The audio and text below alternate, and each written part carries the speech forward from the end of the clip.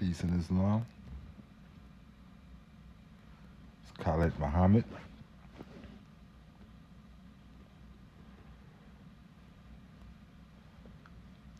And his story is very interesting. What I find is a lot of time why I see there's a what I call a assault, which it always was, against Moors under this term,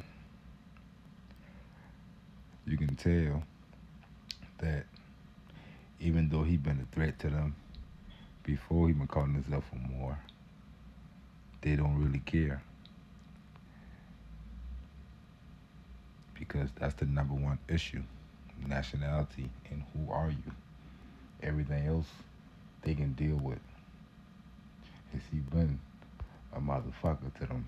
He used to debate all the different nations about our history, keeping them in check about what is what. So I understand he's a brilliant guy. He listens to his old videos. I know that one day, through all his research, he found and it clicked, and he realized that he was a Moor.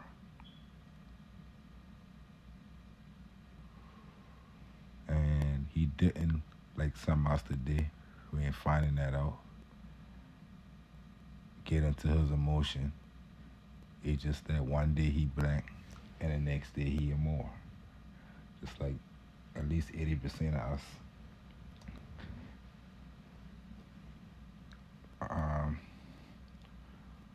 Once you find out something, now you know. Nobody gonna fault you for not knowing.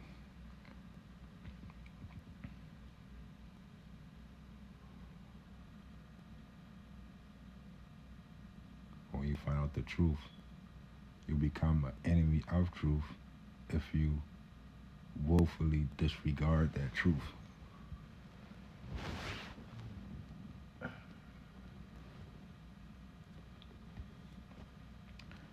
But basically, I want to point that out.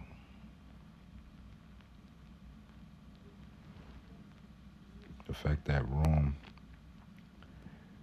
really don't care how militant or strong is, as long as you black, quote unquote, in your mind, that's what you believe, they okay with that.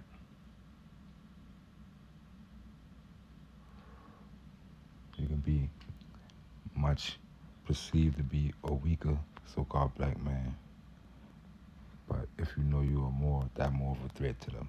They're rather the black militant before the intelligent more to return. And in this video, we're gonna see why. We're gonna dig more into the word Moorish in history. We're gonna dig into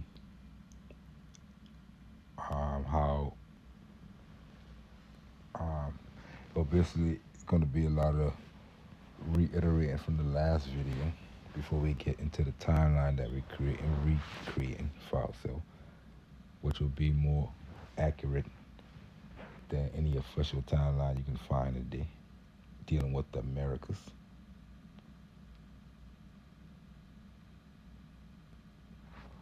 It's gonna be fun. We're gonna research just to gather a lot of the stuff I didn't really.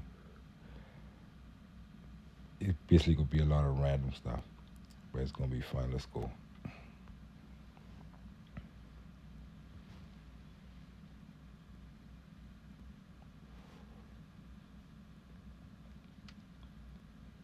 Okay, as we see, they say the prudent reader will determine how far this general proposition is weakened by the revolve of the Yassarians,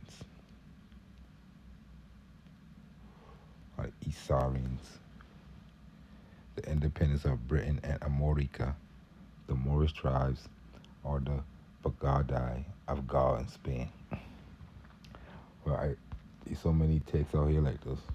We use the term Moorish, the oldest text, and all over the world. But you gotta understand, you do exist in every book, in every time period from the first book to the last.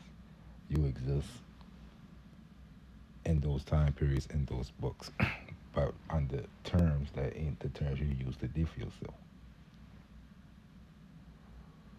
Like no matter what library you go to in the world, you definitely will find your history under the Moorish section, from the oldest books to the last, which is these videos. Pedro Nino and Colon met at sea. You see?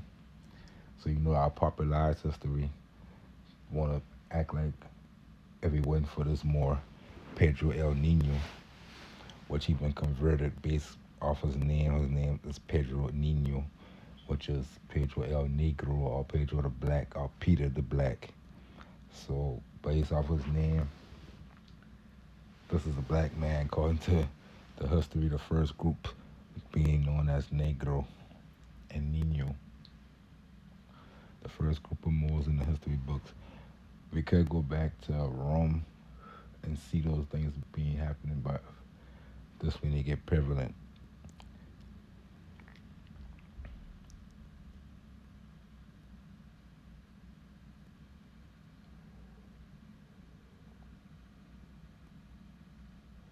So, just an example.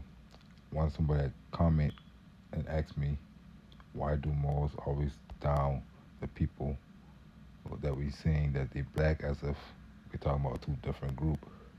We doing that for a mental reason to get you and the rest of us to understand that the term can be eradicated out of our lexicon. The only reason we should be using that term is for a color, like we use red or yellow, which doesn't have any emotional attachments. We need to mentally have that understanding of that term. We can do that in our generation, but definitely in the next based off of how we speak. So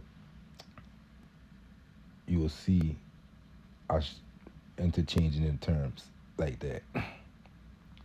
So what we do is we'll tell you under that state in your mind, that's what people call uh,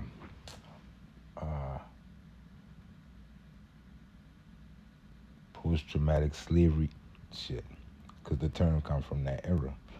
Most that got captured got listed as cargo negro on ships. So that comes directly from that period, from that situation. So even though basically like how we at from him, like I said, he been calling himself black, but he's still been being Moorish in custom and and thought. So it really it could affect you spiritually, but you could survive. You could rock under the term, but it is psychologically and spiritually. It's really hard to explain, but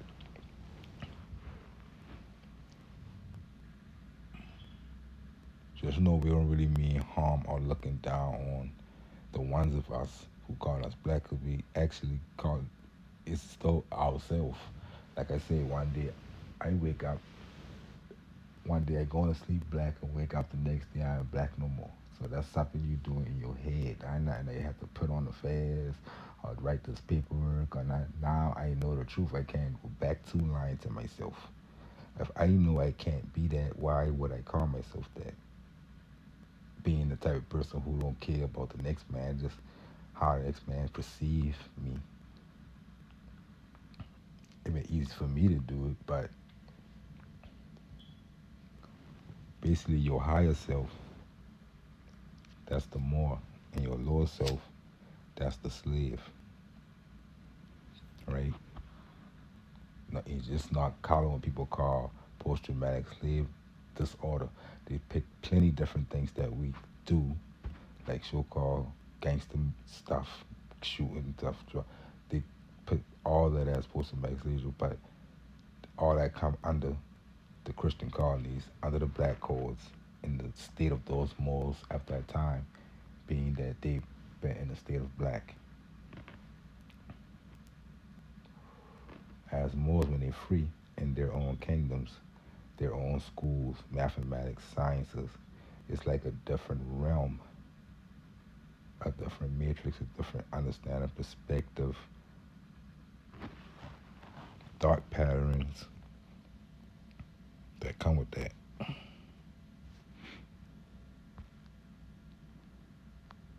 On top of that, the word magic, the words being magical, the phonetic black,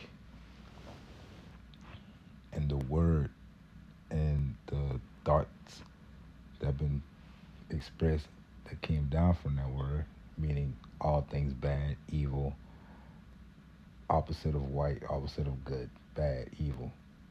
So when we see things like these horrific news stories that I see one a day,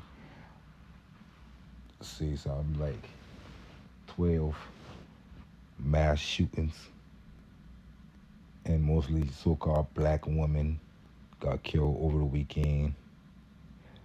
And what I see is bad women are evil women, according to the language.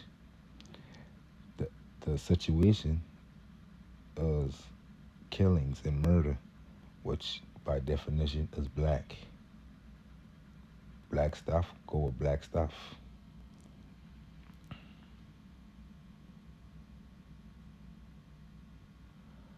It's called stigmas, and it's called national character.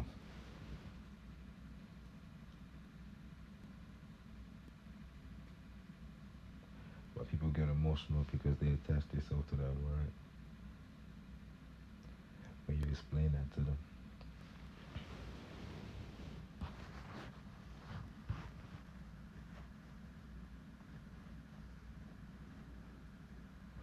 But as we will see in these videos, the caste systems gonna eventually cause you to hate each other, and eventually cause you to make caste system within caste systems.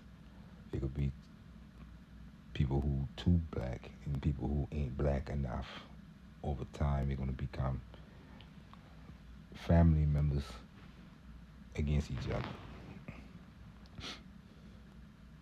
dealing with color. So, but that's how Christians operate their, I say, areas of trade. So think about it like that. Like right now, you Washington D.C. That's the Christian. That's Rome. That's the Bishopric of Morocco or America, the land of the Moors. They govern the trade between those lands and those Moors and Rome and the Christians. So that's how the world been running back then. That's how you run now. You just you gotta see. So Pedro Nino and Cologne. So Pedro Nino, the black man who bring Cologne over there, as the history books tell us, made at sea because Juan de la Fonseca not wanting to let loose ends doubled the armadas that were to discover Tierra Firme and Levante.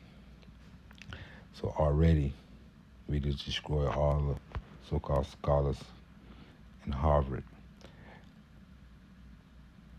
They already know about Tierra Firme and the Levante in America at that time. Pedro, Colon, and Juan Fonseca know about it. So ain't no such thing as a discovery. It's only conquest and wars, holy wars, Moors and Christians. Jewish kingdoms, Christian kingdoms, Moorish kingdoms. No matter what kind of tribe he is, he one of those three, under one of those three kingdoms, because world trade going on. Ain't nobody, everybody already discovered long time ago. Everybody know about each other around the world. We're gonna see that. We're gonna see America and Hajj, places of Hajj in America. Officially and privately authorizing them. The witness Alonso Ruiz, who makes the court was in No, Pedro Alonso Nino, master of correspondence of Prince Diwan, recalls the that while the court was in Alcala de Henares and he was present, Pedro Alonso, and we don't get to a couple of names. Some of these names is Americans. That's how deep shit is that we don't know. Like, we think they tell us a story about Christopher Columbus, Colon. Just the real story. And these businessmen and merchants. That's it.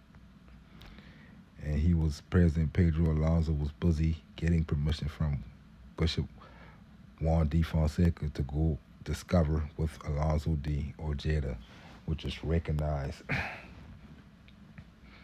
or get rights for trade with wherever Moors you can find that help give you rights. Neo Caravel was financed by Luis Carrera, a civilian merchant, owner of a biscuit factory for ships, who imposed his brother, Cristobal Guerrera, as captain. Neo set up the ship in Palos with a Jeddah, so Palos is off the coast of Spain. So Neo and them boys been the Palos brothers. They been uh, Isabel buy up a lot of them territories before they did the Columbus thing, because they need them boy and they ship and they knowledge. Did so in Puerto de Santa Maria with his own funds and that of Juan de la Cosa. Remember, Juan de la Cosa had the map that had the areas that we ain't supposed to know yet, because they ain't been officially discovered in official history. Stuff like that as examples of how tons of stuff like that they reconstruct history there in our face and we can rebut it.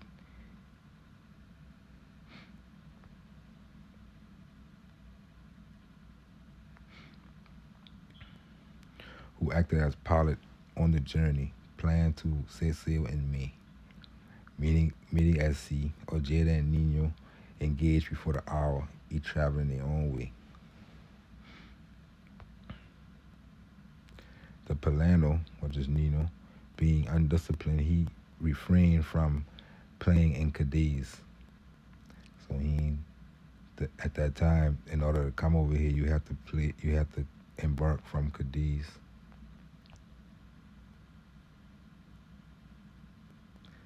To register or pay your toll or whatever, but he ain't care. Because people like him, they already know about this pretty big gay ass ships and they've been trading already. When they get the court cases and the stories from them, when they start to get the court cases and the stories, start creating the story of Columbus with all that testimony. So we're getting some of the testimony from the Columbus cases, and we're gonna see that they already know places, the names of places and stuff.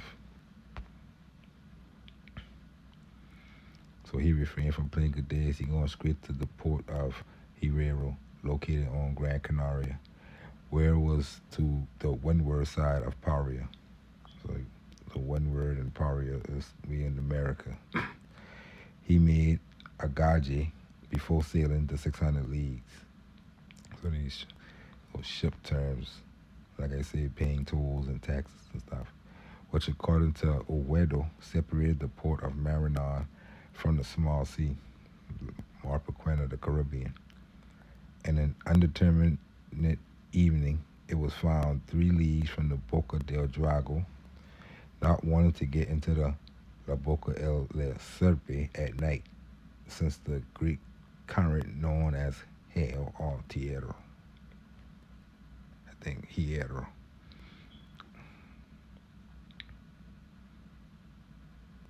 No, Infermo. You can find maps to find a place called Infermo.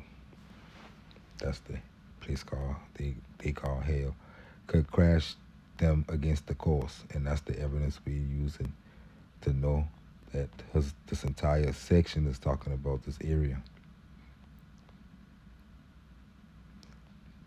The mouth of the dragon, Boca del Drago, Is off the coast of Morocco and off the coast. Let me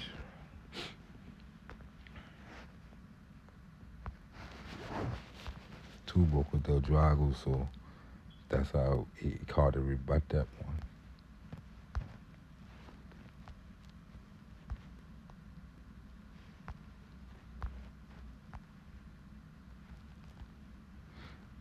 And so that's the mouth of the dragon.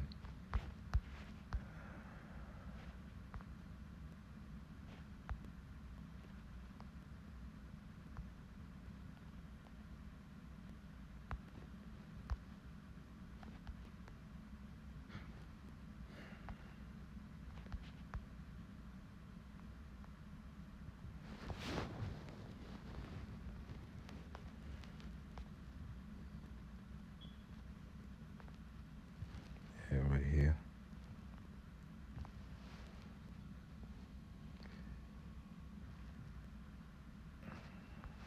No, I don't think. Hold on.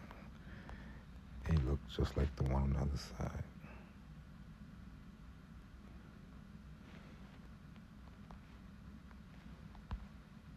That's why Drake used the name Drake, because he'd been to the mouth of the dragon.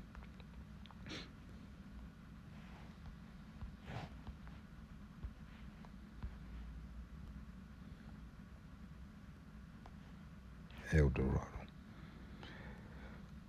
El Dorado is the mouth of the dragon. But I know they ain't up there as El Dorado no more.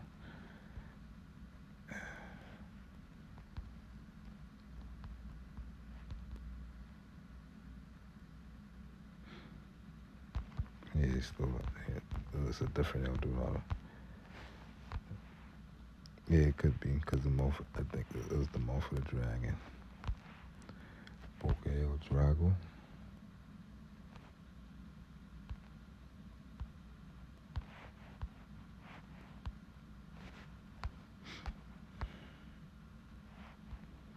I showed us a few times.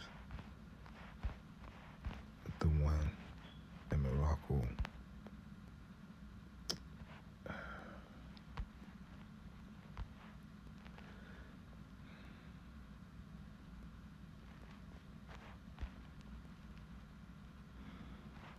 They probably looking right at the dragon, can't see it. Right there, you can see him right there, right. Let me see.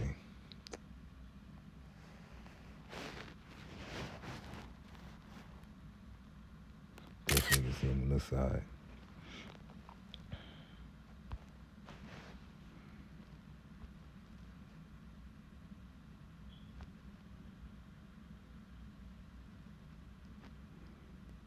And it's the mouth.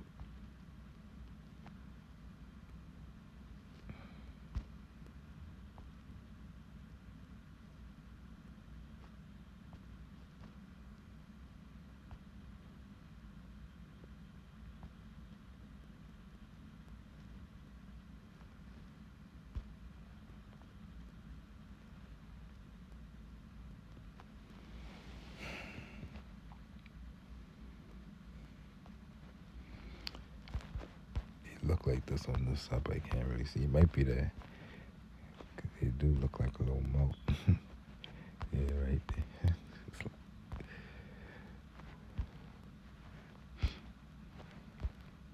Boca El Drago.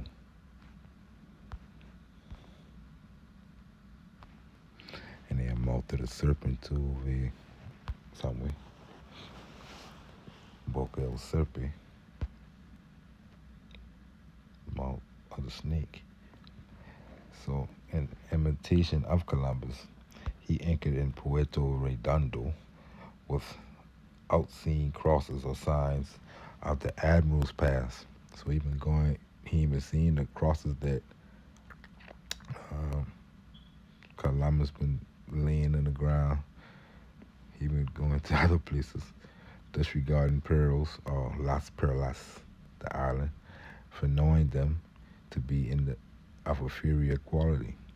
He lauded Brazilian wood, so this man already knew it was up, to which he had no right, as it was a stagnant gender for the crown, which could be lauded by individuals. Leaving the Drago, they coasted Falaise, just covering 40 leagues from the Paraguana province by another name, Calais. You see, Calais. That could be a port in our timeline. We're gonna see that come up early in the timeline, like 1200, 1300s, dealing with the Portuguese, I think, or Castile, one of them to sack Calais. Start being Cuba and Margarita Island in the heart of Las Perlas, the island of the pearls. 50 marks per Las Perlas and 20 cane fistula pipes rescued. Captured some pieces of the Indian before leaving. And just know that in the story of the so-called African slave trade, they're using terms like pieces now.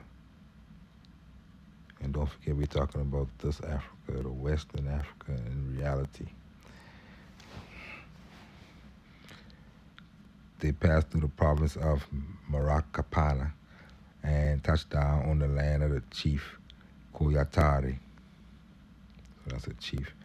After traveling some 130 leagues, Nino Guerrera undertook the return, crossing with Colon, who was heading for Hispaniola.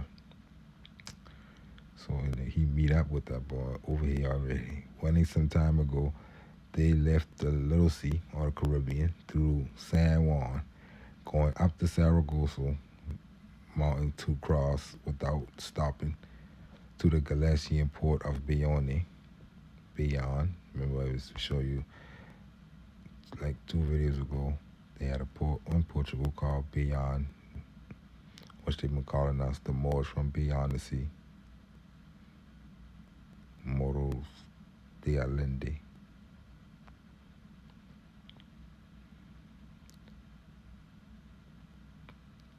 The Infante arrested by the governor of Galicia. So I guess he had them get arrested for not checking in. According to the rumors from differences with Guerrera, the cause seemed to have been an accusation of having stolen the pearls for having discovered what Columbus had to find in the name of the crown. You see, they met him because that been something that the crown sent Columbus to go make sure he go register the island of the pearls for them. The problem must have been official since Nino and Guerrera had to deliver pearls and I guess another version of pearls to Bishop Fonseca, rendered accounts in Cadiz before Juan de Fire royal clerk. So they still have to run the shit how the Moors from Andalusia been running that shit. When they take all those kingdoms over there, that's when everything started to go crazy. Start having people just going themselves now and bringing stuff, trading shit without the old connection that they had since the time of the Moorish rule in Spain. And these chiefs, they still are under the emperor or the Sultan of Morocco and Fez. Just like the Pope been the king of Christendom over Spain, Portugal, Aragon, all these kingdoms. All these American kingdoms, they've been you'll see later, you'll see the king of Morocco, he been, and his kings, and his kings of the Guineas, from pole to pole. Talking about the American continent. So we see all these caciques everywhere. How you got caciques in South America and North America? They don't know each other using the same titles.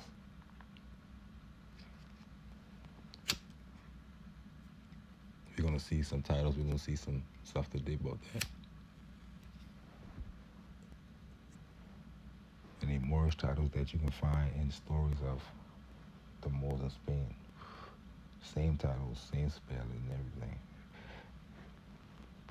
People, when every time stuff like that happen, they just say the Spanish bring it back. They gonna keep saying that, using that excuse if they want to. We're gonna study this thing. So that's a good look on Diego Lepe understanding on his map. Juan de Cosa map. Juan de la Cosa in Cologne when he registered.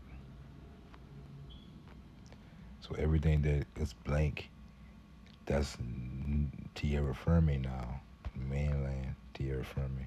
So all these just get erased until he get down here, and then he start registering, or discovering more stuff. So he draw a map. That's it. That's what discovery is. But we can see on his map he got more. Basically, a lot of these names that he probably get from the people are from the records of Andalusia. When they get Andalusia, they going to find the records and maps. You got the mouth of the Drago.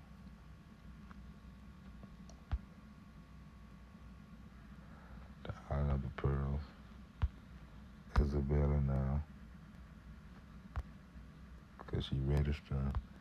Then he come back to, when she saying Columbus, he changed him to Cumana. And he's Cumana today.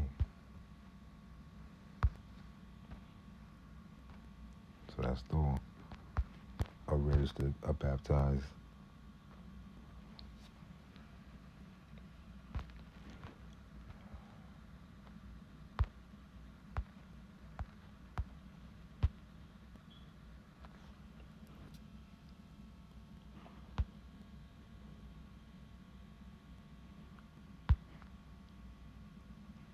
Gulf.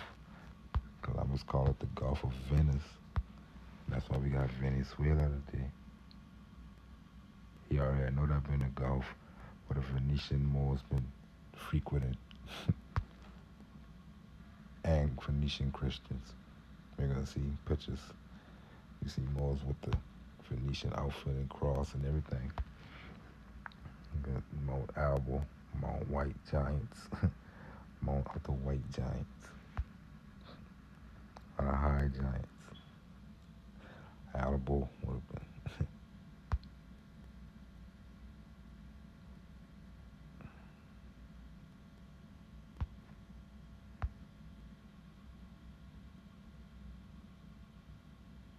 Dominica. They've been had Dominica on this. Maury Quinn Virio came San Juan. El Español. Spanish Isabella. Spanish of Sunday Isabella. Cuba. He changed to Juana. But eventually he became Cuba again, so he didn't really keep that going. See the Turtle Island. The Island of the Haven. Haven and Turtle.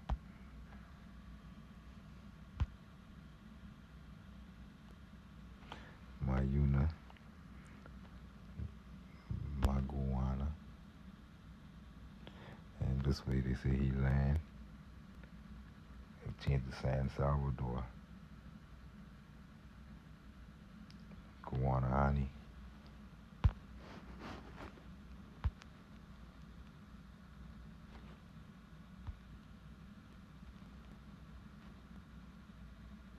But he literally make a lot of the land look like he ain't been nothing going on, no kingdoms, no nothing.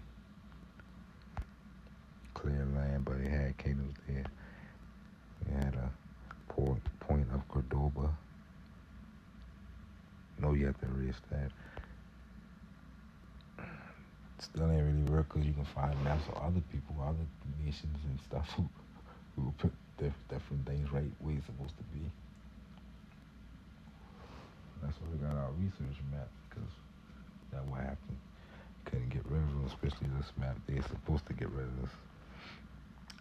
A lot of maps on this time period to get rid of, and this the only map that survived Carlos and Juan when they did that. Did that on purpose to hide the gold mine. But this is one of the maps that's supposed to have gone down at 1536, I think. If it ain't.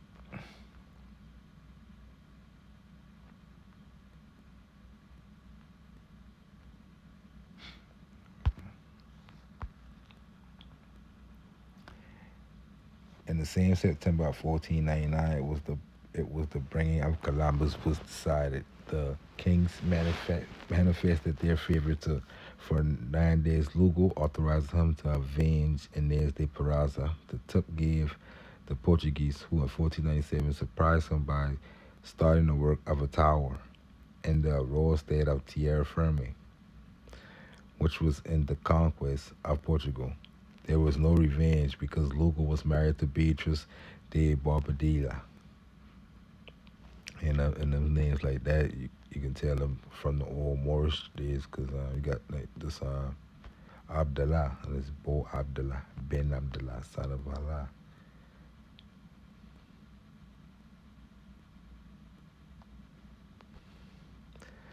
The widow of Fernand de Peraza being the guardian of Inez's grandchildren and the acting lord of La Camera and Herrero. So they're dealing with people who is no, sovereigns from here, creditors from here.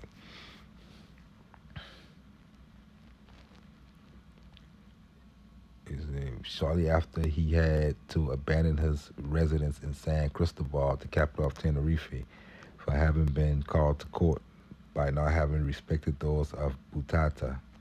So the kingdom of Butata is in Moorish history as a kingdom of Moors and stuff like that. Ibn Butata name is this name with a B and V is the same basically. But we're talking about this area.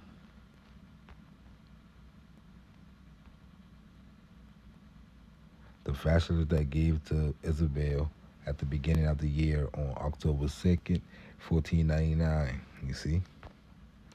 Vassalage gave to Isabel. So not only the vassalage from the Moriscos on the peninsula, but people like to say the Moors, they give themselves up to Isabel, decide to live in the Christian kingdom. They capitulate. Put like that. It happening over here.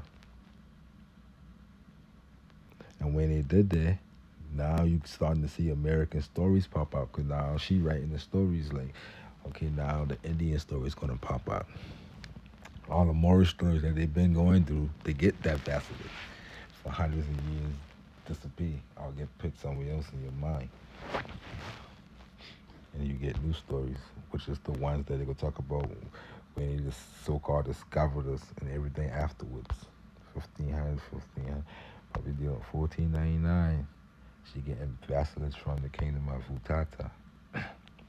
Now you look this up on Wikipedia, they're gonna put this whole story in the Canary Islands. They're not gonna hide the story; it's gonna reconstruct it. So right now, I have respect towards the Putata. So the governor, they give up the vassalage, but the governor ain't even respecting the people. So they send a letter. Like, hey, now we can see that a lot happen, especially in America. They've been subduing Moors, I can tell you.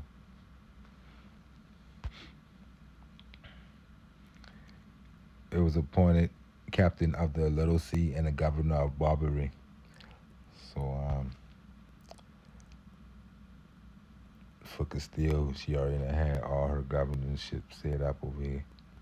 From Cape Algier to Cabo Bojador to reduce them to obedience, opening the isthmus to discoverer unprepared for war. Since there are no territory occupied by the bad that can be preserved by the good, Lugo would build 3 fortresses to secure it in Cabo Bojador and two in Arguer, in Tagos, and the port of Nul, where the Muslims of Agios were, and Infini, or House of Agadir.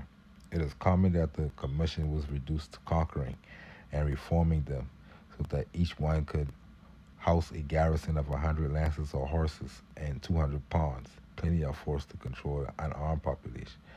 Once the Alcadia, see that's another term we're going to see in American history, that just mean a mayor or a governor, but these are terms they're using in Andalusia too. Basically, when they talk about the story of the Moors in Spain, from 711 AD, you talking about American history. Start from that and go all the way through. It's it's the same thing on both sides until after they reconstruct them a million times. You still can find the truth like this. Granted to the conqueror with hereditary character. So what they would do is pick somebody from there to be the mayor, just like they do now. But that mayor or whatever that alkid Stoke paying Spain or Castile, Isabel in this situation. But they thought it like how they think now. Like at least if they give them a mayor from their own kind, it wouldn't be so harsh to the people. So that's what they did. Lugo would raise 50 lances and 300 pawns for the conquest by his charge to seek financing as in the case of La Palma and Tenerife, recovering investment and obtaining benefits from the loot and the 20 or fifth part of the real fifth. So that's when you get start to get them getting changed to Negro and fifths, three-fifths persons and stuff like that.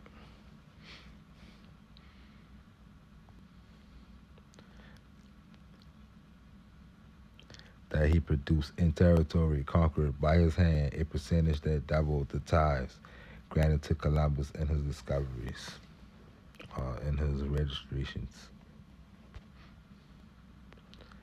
As Isabel trust in the governor was limited, Antonio de Torres stopped when the relief forces were suppressed to the population of Cologne was appointed overseer of the Barbary on June 20th, 1500.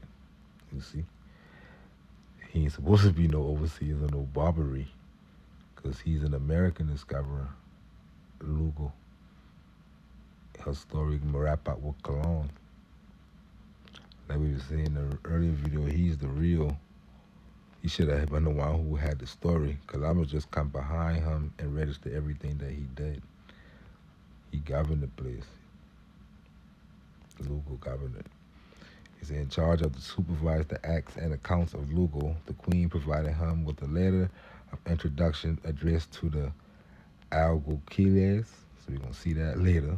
The Alfaquis, which is the Alguaquiles, the artist or Arabic, Spanish, Latin from Andalusia, most Arabic, Western Latin, Moorish Latin, and this talking about the Indians before they changed the stories to other shit. So you see addressed to the man. He's the man who, like she said in the last one, give them the vassalage, give her vassalage. Like fuck, we'll pay you. Some moles will just say I'll pay them because I pay them the same much I pay the Sharif. But what that did, that caused them to start to get kidnapped, enslaved, and beat up and shit. Change names, change histories, black codes, caste systems. We're gonna see. We're gonna see some more who realized late that they did the wrong thing by going out to Portugal. But this right here is Castile, and she's writing an address to Columbus, telling him the Alququiles, the what is they they say like a viceroy, um, or like a governor. Um, well, basically they work for the governor. They like the right under the governor in this thing. The Alfaquis is the lawyers. The good old Moorish men, our vassals. You see, she write that in there, so we got that in quotes. So in history books, that's what she known for saying. I guess in this document.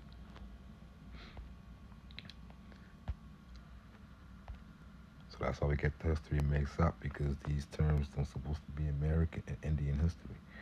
Only in Africa, Morocco, and Spain history.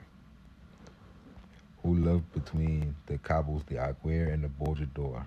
Same places even talking about Guacalan changed to Tierra Firme and Faragua, Cumana.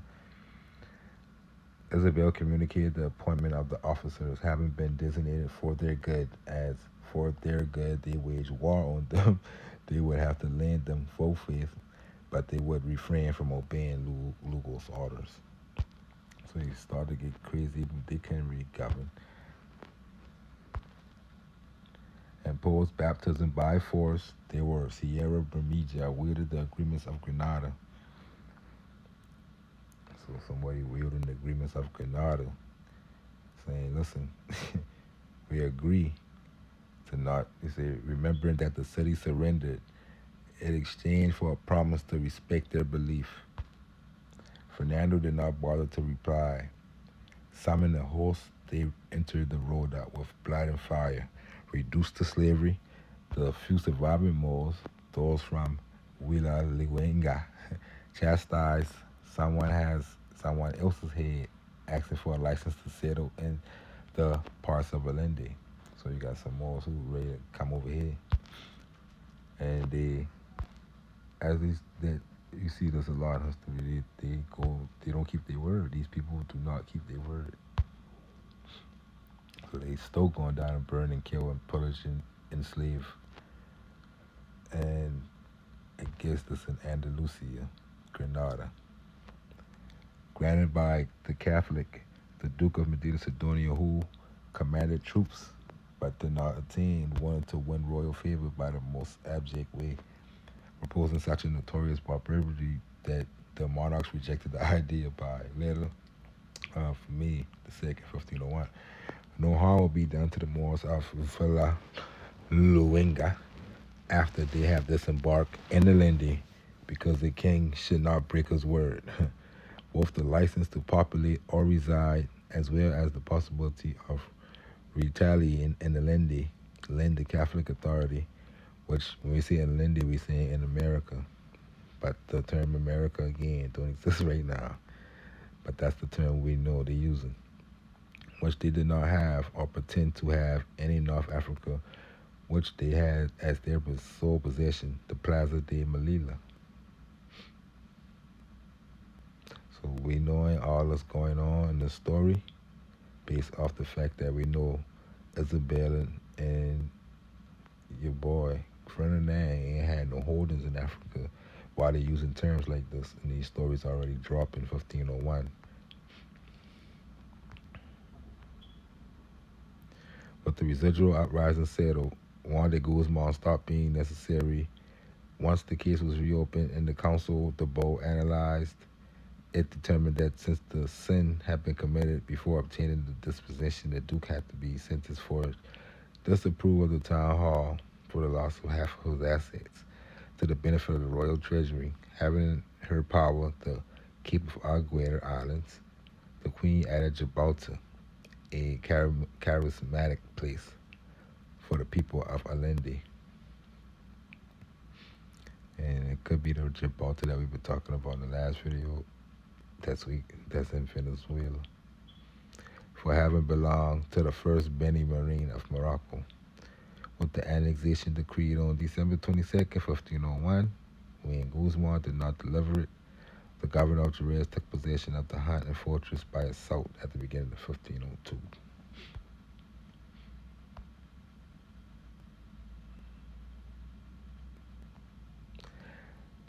See, that's an example with Manuel the First of them becoming Indians and getting this new history put on them.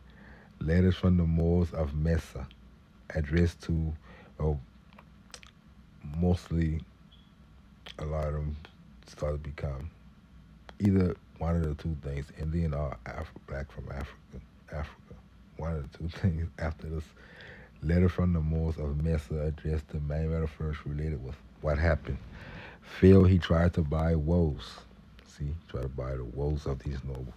As the Cape remained faithful to Manuel I, Lugo used force. In the fray, 25 prominent sheiks and countless ordinary citizens died, leaving the Castilians casualty without slogan, with the exception of two relatives of the governor, whose relatives were rewarded.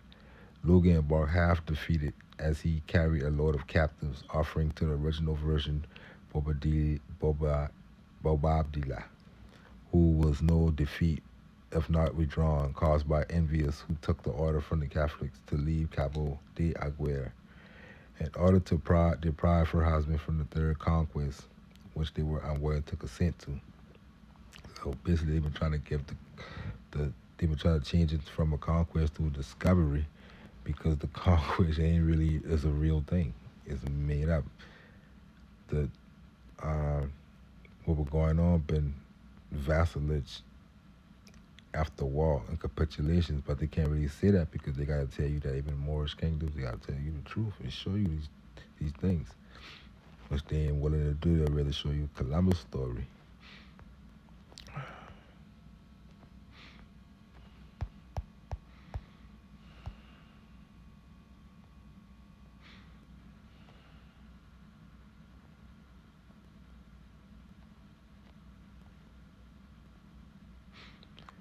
So let's deal with them. As for the kingdom of Mesa or Mecca, was far from the new Columbian discovery. The sea routes being different.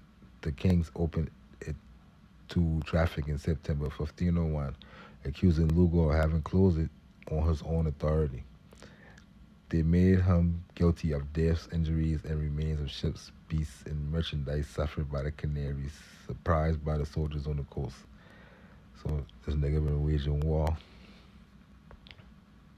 which is another war from another time.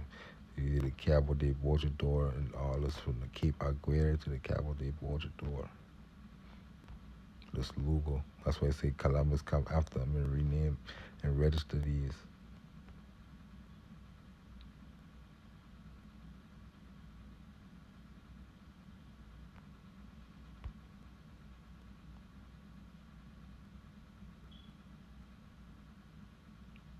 Well, his story come after it.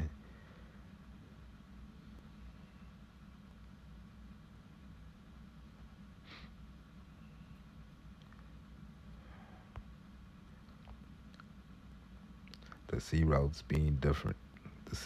The king opened it to traffic in 1501, accusing Lugo of having closed it his own authority.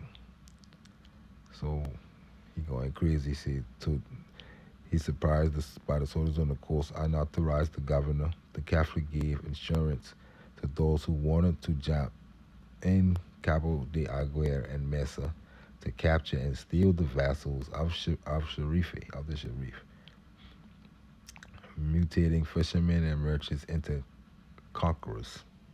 So you got a lot of fishermen and merchants. Like I always say, we can't look at this by who they were or whatever, placing point fingers or placing blame this because we gonna miss the story.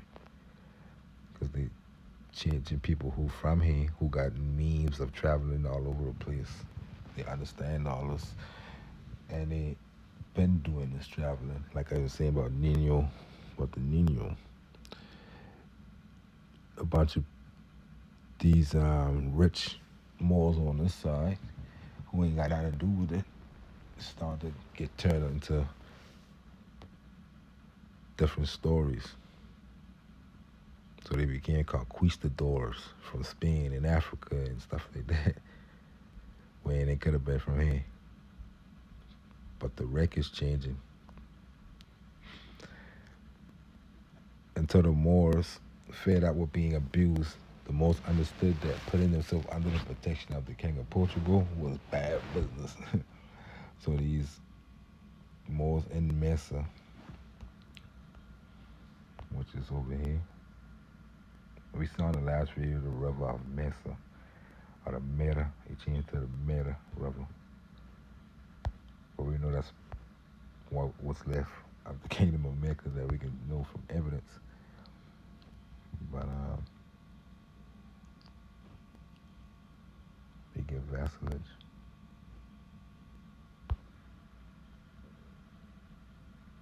What was going on over here has been that the Kingdom of Mesa had their own problems with other kingdoms of Moors, stuff like that. While that been going on, they've been waging war. So a lot of the times these Moors have been like, well, let's come to an agreement and start fighting because we got to deal with this and that. Can't be that fighting everybody. We'll give you this fort. So this right here we talking about. And they get the vassalage up. So at the end of the day, they find out that um, they were bad for business. Letters from the Moors of Mesa addressed to Manuel I related what happened. Failed. He tried to buy Wells as the Cape. I read that. For once, the agreement between kings did not harm the vessels. Castilians and Portuguese were able to fish, plunder, and trade in the land of Moors, indistinctly penetrating the waters and ports of both conquests. You know, you got Manuel I, and you got Castiles with different. They already make a good foothold into the Americas and with the Moors of America.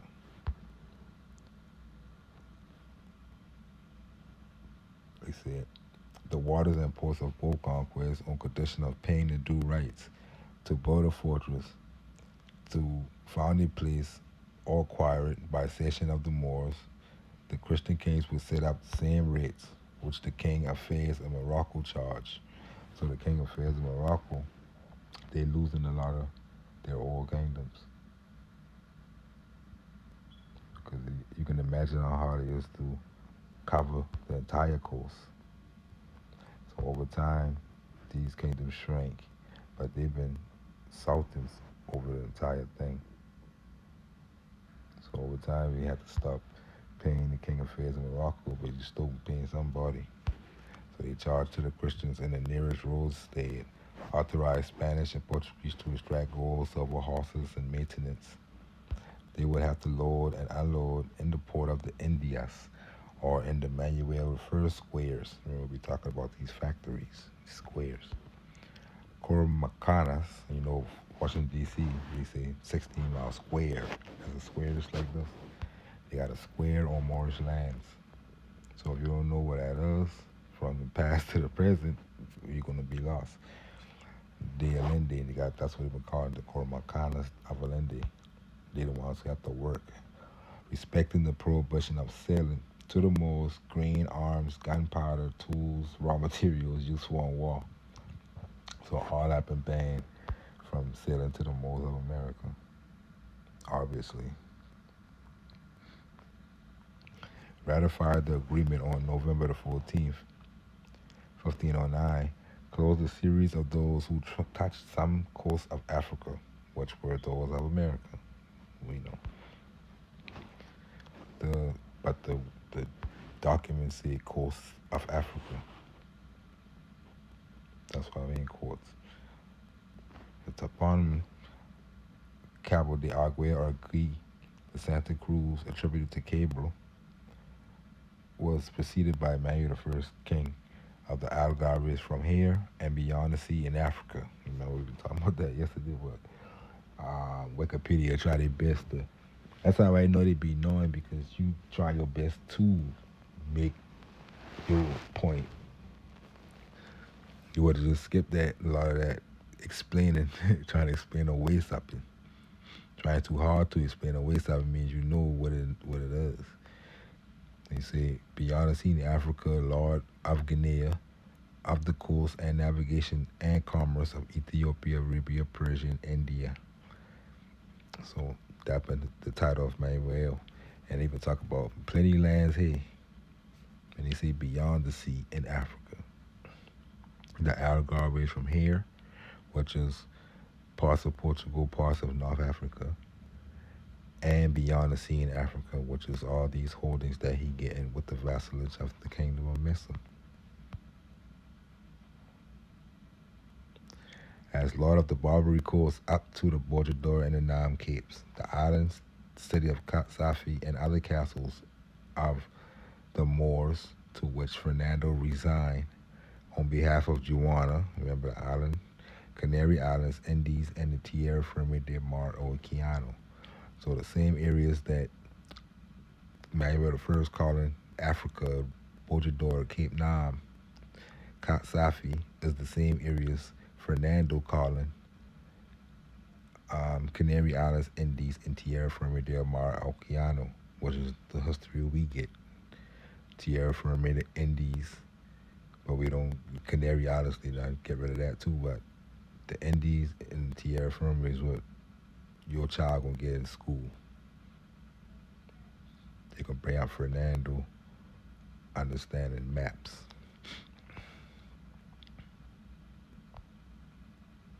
But those the same places, just under different jurisdictions. You gotta have an understanding of that.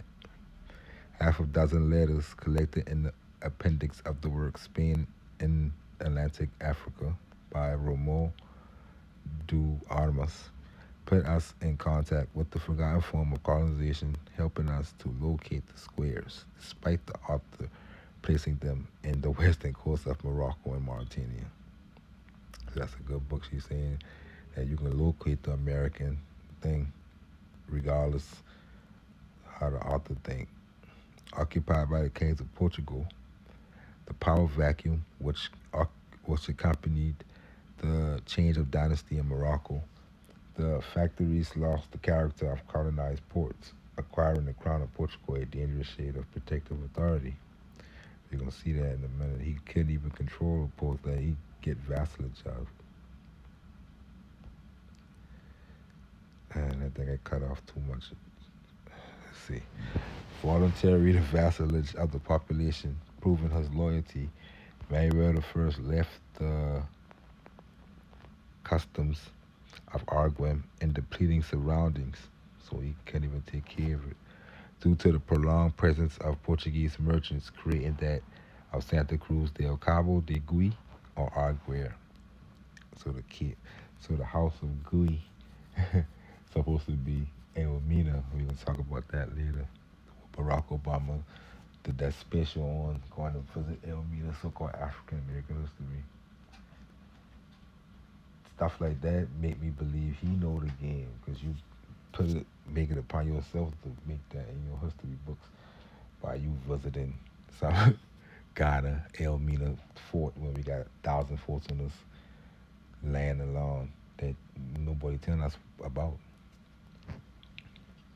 So they're trying to set a narrative.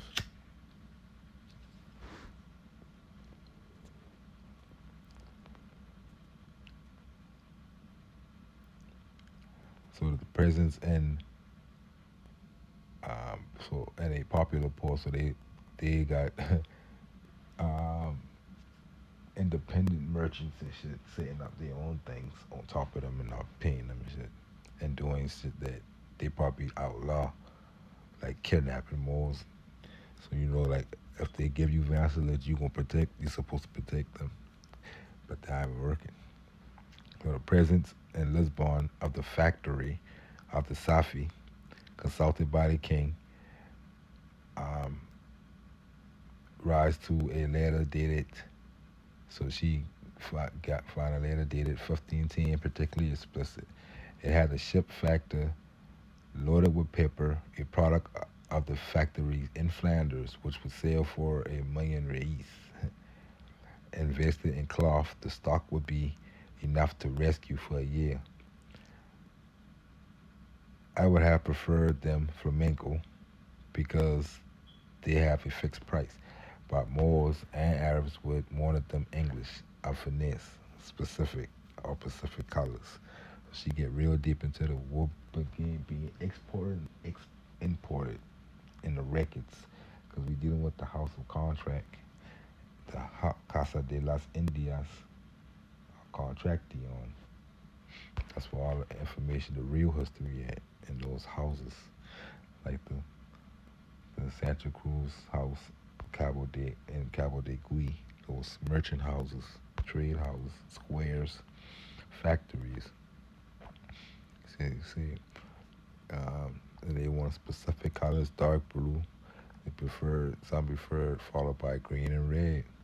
The demand for yellow cloth being moderate, specific to taste of the natives, proving that they were not naked. We already see that. And Cessus and Antonis had a guaranteed exit.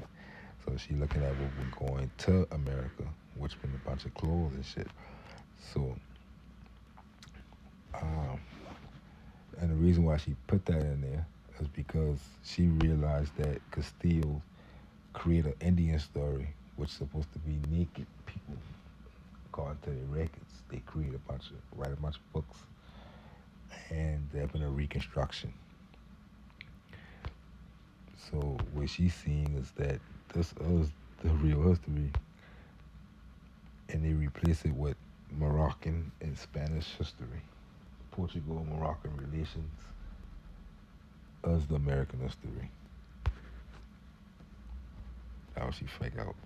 She had a guaranteed exit, and she get much more detail in that.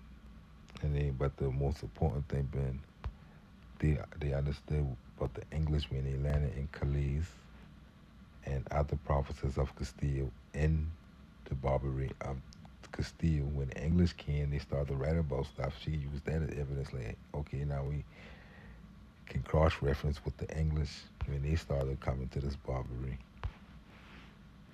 and against the will of the Portuguese. You will see a lot of this later. The English, the French, the Dutch, all of them coming in.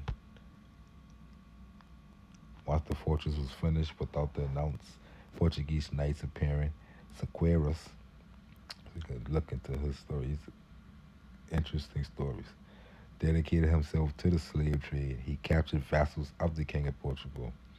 So we will see why, whom he sent to the slave markets.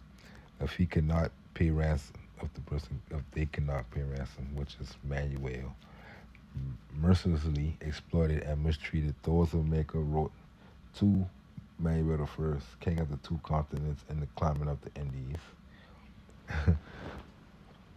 So I guess in their writing, she got the records of them calling king of the two continents and the climate of the Indies. So I saying they've been dealing with climates more than continents, which climate they in, and even a climate called Africa, which spreads from Peru all the way to the Asian islands. Wherever you see the Ghana, Papua New Guinea, Guyana in South America, and Guinea in Africa, all up in one climate, the African climate. So renewing the vassalage given in 1497, so they renewed the vassalage later. They reminded him of the losses incurred when they expelled Fernando de Lugo from the House of Agadir. So remember de Lugo, they didn't like that they didn't like that mayor. They write to them and ask for a new one. The factory was well received. To please the king, they gave him their help so they could build a strong house, without suspecting that it would serve to reduce them to the status of a laughingstock. The Muslims who remained under the obedience of the Sharif made fun of those who put themselves under the protection of a Christian, to lose their dignity with freedom, seeing themselves in a situation that they hope would be solved immediately. So these Moors in the Kingdom of Mecca or Colombia or whatever, we in the area, um, started to get picked on from the other Moors in America who just fight. And they start to end up getting shipped around, especially to Spain in these wars when they get captured. But a lot of Christians began capturing and killing stuff too, so they were coming to peace and stuff too to save themselves.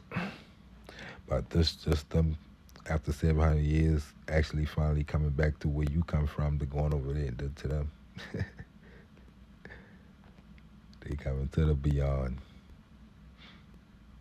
And duly accredited ambassadors delivered the letter by hand in Lisbon. So you got Moors in America. See, these are no Indians according to the story they give us. These people is nobles just like other people in the world. They understand different tongues, flags and shit. Being the vassals overly reasoned, Manuel I addressed to a forceful letter to Sequeiros. The sheik sent a copy to the factor, which responded with a coup. A gang of Arabs at your service stole black slaves. Enlisting the help of Portuguese living among the Arabs, they addressed Sequeiros in Christian writing, quote unquote, in the hope that he would come to his senses, but he belonged to the species that only understand the language of force. So he one of them Moors where they say that one of them Moors who don't talk. You gotta just go take them to war. And they already had them pick out. And they've been calling them Moors like that, Caribs and stuff like that, because they can't deal with the Maroons. They, but that's the spirit of freedom, the type of freedom or death type more. So he, in the hope that he would come to his senses, but he belonged to a species that only understood the language of force. Without beginning and endowed with limited understanding, he refused to return the black man, or the so-called Negro. So she put that in there just like that to show you when you read these stories that deal with Sequeiros and Mary the First, they're gonna show up, but they're gonna be stories dealing with Africa and Portuguese and stuff like that. Because black so-called blacks and slaves showing up and Arabs, Arabes, sending him to Madeira so that they cannot get him back. So these the Moors of Mesa who are not a black man because they under Manuel the First and in his America ain't no Moors there. He just has blacks vessels or slaves, Negroes. So Socorro start kidnapping them. Don't forget Socorro's he stole at war.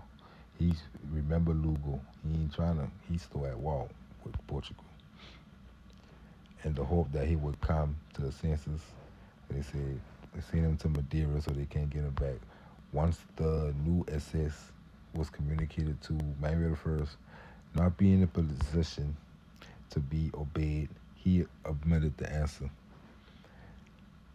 So he even read his writing history books of what he did, because they did stuff like that when they reconstruct history. They never will report their losses and stuff like that.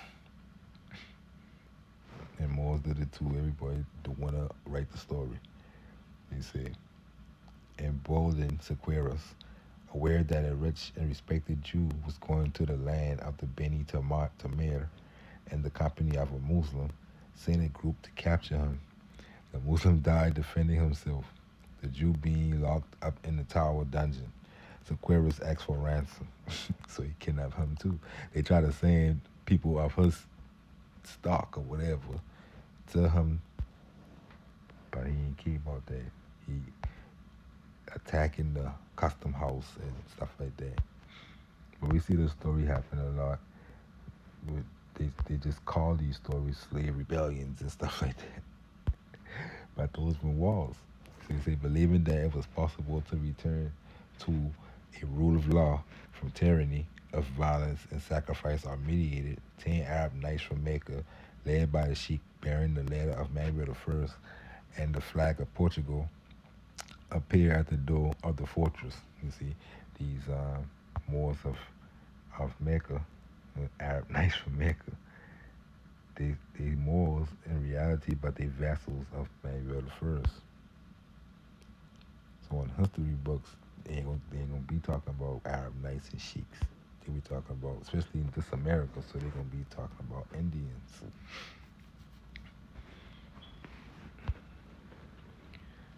Um, so he appeared at the door of the fortress.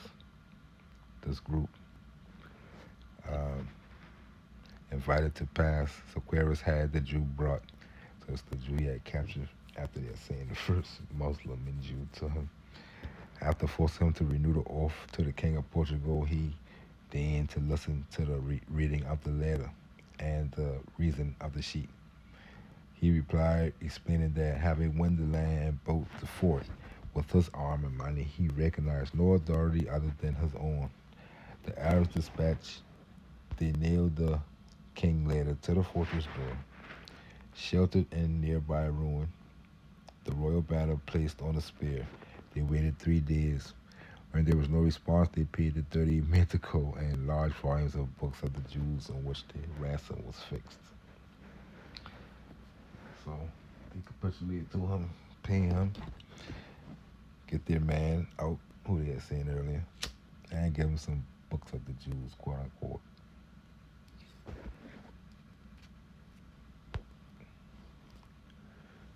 It ran among the Muslims and Genoese of Mecca. So you got Muslims and Genoese in Mecca. That's Aquarius did not submit to Mary the First. So everybody's starting to figure that out. And he didn't like that because he's supposed to be the king of Portugal. Who's this Aquarius guy running around riding a muck.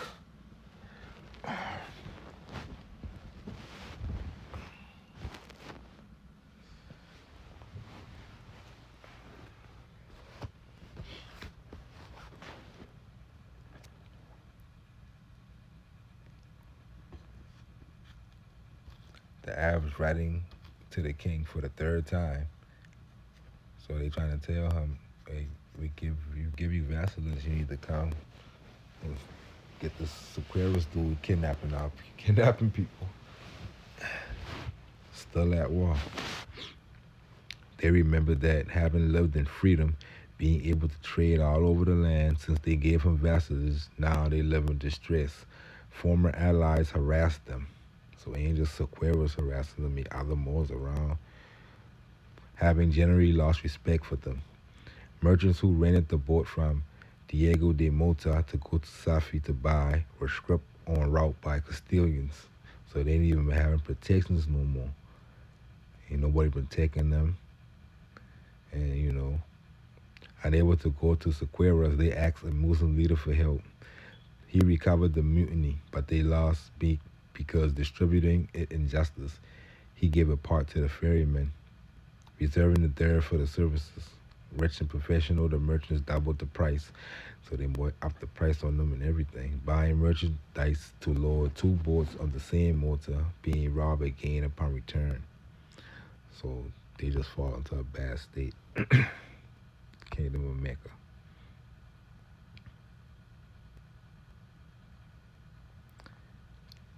Everyone agrees that no one could discover before Columbus did. The testimonies became entangled when the time has come to declare the land unknown. You see, they're declaring the land being an unknown land, new world. Gonzalo Alonso, a resident of Cuba, a sailor from Colon on the second and fourth voyage, evaded perjury, making his father speak. An ancient man, he knew a lot about the Norwegian route, where we are now, about what he played upon discovering. Once the old place names were buried, that of Tierra Firme became a reference. Province of conquest of Portugal, which ended in the west in the highland of Castile, in the east in Arguem, the beginning of Guinea, having the Cabo Verde Islands to the north, extending to the thread of the decorations. The cosmographer Alonso de Santa Cruz added Margarita and Cubagua. So his name Alonso of Santa Cruz, so he could have been from Santa Cruz over here and re-registering with them, reconstructing. So they add Margarita and Cuba. That means they adding stuff on maps, writing stuff on maps, names, writing terms on maps. Fernando Beltran, the land of Calais. And Beltran is a name that go back to these American before 1492. This name exists. I find something about that. So the land of Calais up to the Orinoco River, soon reaching the Amazon after passing the Huma or Delta, which was called Mar Duque, leaving the line of demarcation to the west. It stopped at the Maranon River, expanded to Cap San Augustine, and ended up covering the whole of the continent since the two coasts were called Tierra Firme. Now, this is why a lot of Muslims start being pirates and stuff, like Sequeras. Because if I live in a land and people giving vassalage to some other people and all that, that means I gonna agree if I ain't giving that vassalage. And that been happening. Start plundering these trade houses.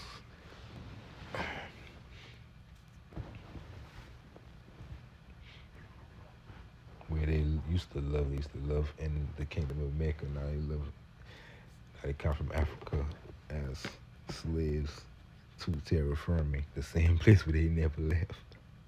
But like I said in the last video title, they conquer you with a pen.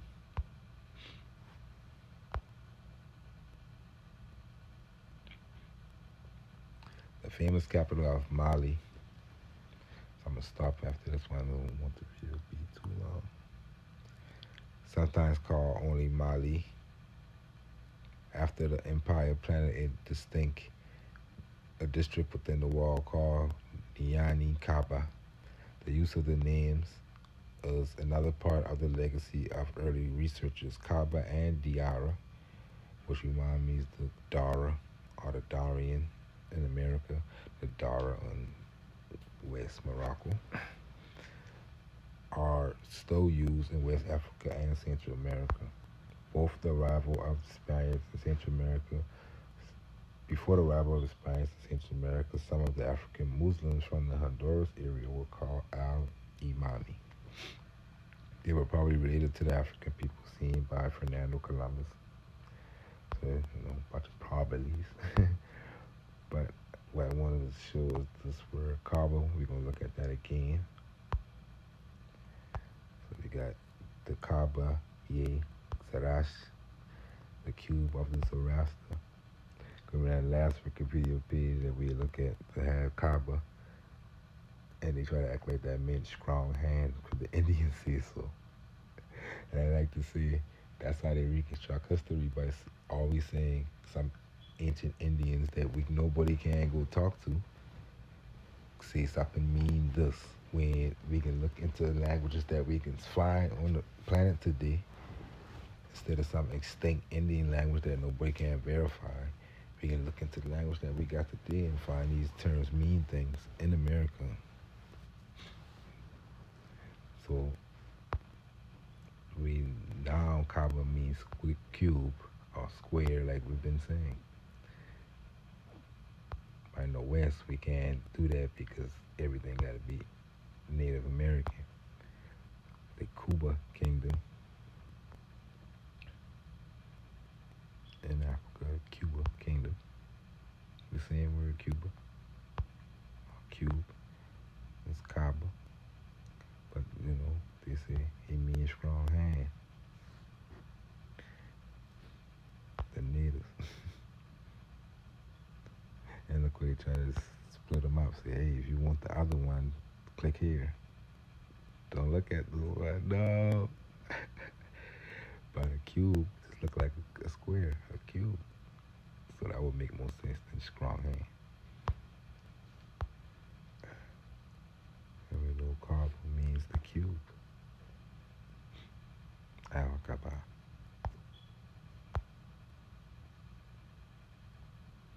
Nothing spooky. You don't gotta be spooky. Alright, so stop right here and start back.